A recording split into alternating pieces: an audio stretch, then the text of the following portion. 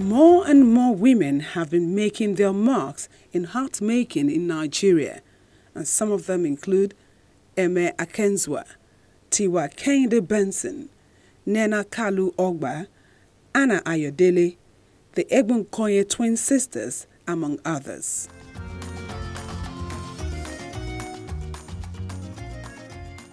In a field that is believed to be in a woman's domain, how did Kingsley Asim Ita, an architect by training, find himself in millinery? Where I'm from, our women are used to wearing a lot of hats because I knew it was the first capital of Nigeria, Cross River State, Calabar. They learned that from the British women because an average Efik woman is going for any function, be it church service, be it a wedding, be it a child education, a tea party. You always see her with a beautiful dress, a headpieces. They even go as far as wearing their gloves and even stockings. And just to make everything look complete, the Victorian way, yeah.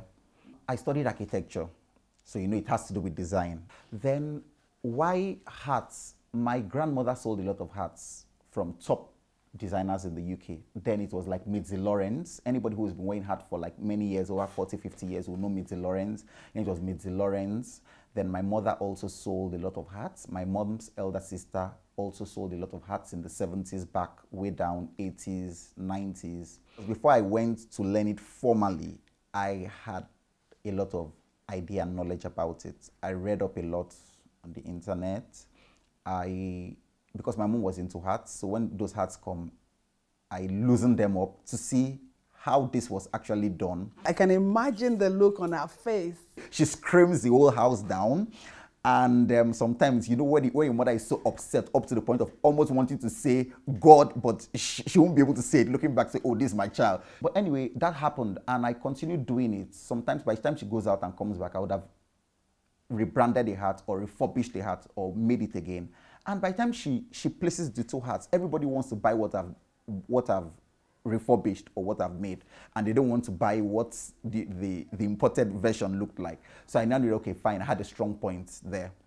For Kingsley, it's been over 10 years of pushing the boundaries and engaging in the creative process of being a milliner, which basically involves conceptualizing, sketching, as well as blocking, trimming and finishing.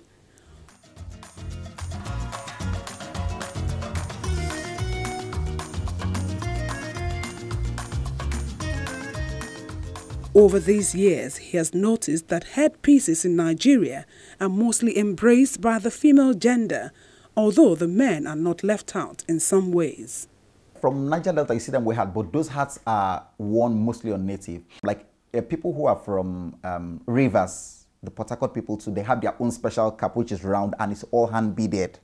You know, like in Efik, you wear a cap that is like a boat, but it's also all handmade, and it has like beading on it, it's hand beaded, and that goes with our traditional costume. The Yoruba people basically, I'm not Yoruba, but I was born here in Lagos, so I wear a lot of Yoruba caps or fila as they call it too, because I date very well to the left too when I go for a lot of all these parties and Owambe, yeah.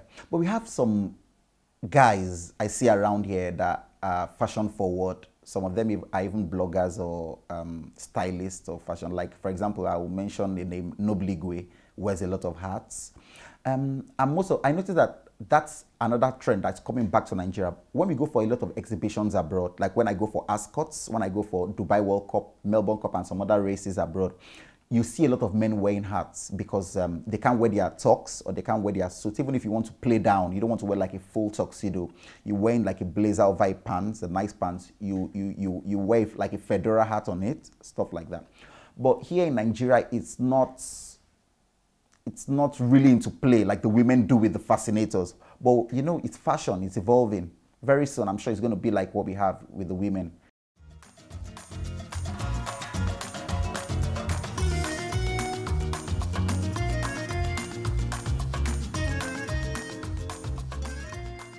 Initially, when people hear about millinery, everybody linked it to church, going to church or going for a Sunday service.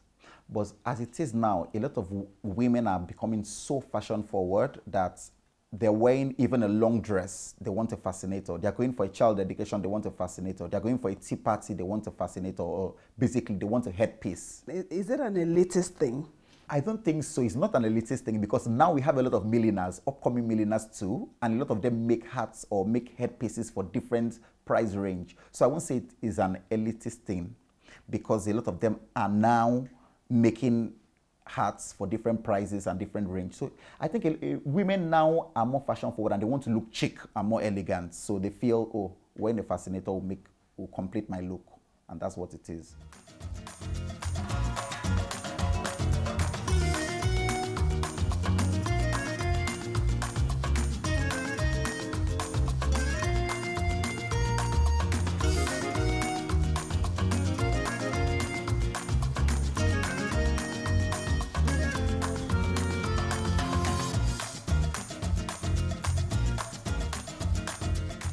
Indeed, there's a lot for women to choose from when it comes to this fashion accessory.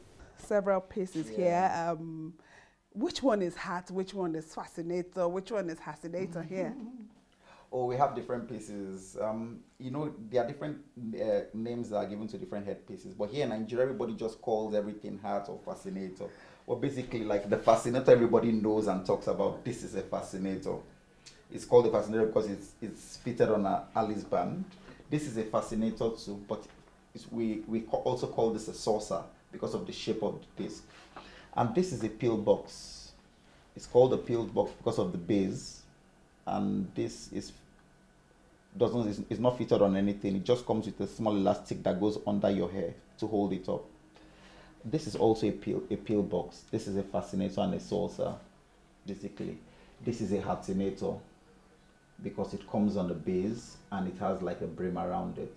Then we have another thing too, like we call like a beret kind of thing like this.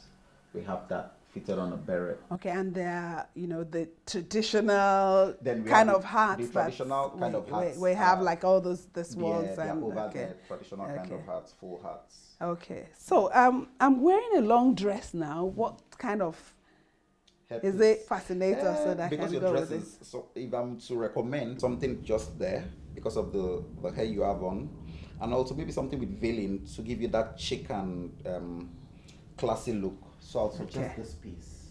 Okay, let's see how. Let's see how it like looks. Beret, fascinator beret. So something like this will just go. Wow. Yes, and give you the chic and elegant look with the veiling. Okay, so where am I supposed to be off to now? Okay, you should be off to the races, you should be off to a wedding, you should be off to a tea party. Yeah. Just the right look. Just the right look with your Okay, so how do I look?